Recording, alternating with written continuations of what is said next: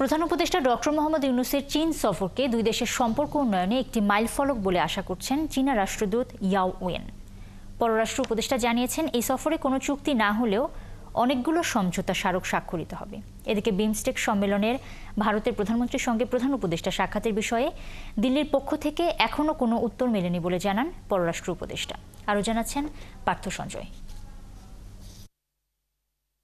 বাংলাদেশ ও চীনের মধ্যে কূটনৈতিক সম্পর্কের 50 বছর পূর্তি প্রধান উপদেষ্টা ডক্টর মোহাম্মদ ইউনূসের 26 মার্চ 4 দিনের চীন সফরে যোগ করেছে বাড়তি মাত্রা। চীনা রাষ্ট্রদূত বলছেন, সফরটি মাইলফলক হবে। তিনি আরও বলেন, এই সফরে গুরুত্বপূর্ণ ঘোষণা আসতে পারে, তাতে দুই দেশই লাভবান হবে। This year 50th anniversary, so it is a part of function, the most important function to celebrate 50th anniversary. So we are working very closely with Bangladesh.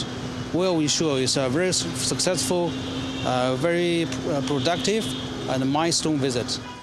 দুপুরে পররাষ্ট্র সচিবের সঙ্গে লম্বা বৈঠক শেষে পররাষ্ট্র মন্ত্রণালয়ে রাষ্ট্রদূতের এমন আশাবাদের পর বিকেলে পররাষ্ট্র উপদেষ্টার কাছে প্রশ্ন ছিল, এবারের সফরে কয়টি চুক্তি হবে। না, কোনো চুক্তি সই হবে না এটা আমি শিওর। কিছু এমওইউ হতে পারে, এমওইউ তো চুক্তি না।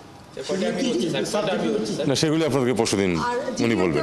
প্রশ্ন ছিল, বিমস্টেক সম্মেলনে ভারতের প্রধানমন্ত্রী নরেন্দ্র মোদীর সঙ্গে প্রধান উপদেষ্টার বৈঠক প্রসঙ্গে ভারতের কাছ থেকে কোনো উত্তর এসেছে কিনা।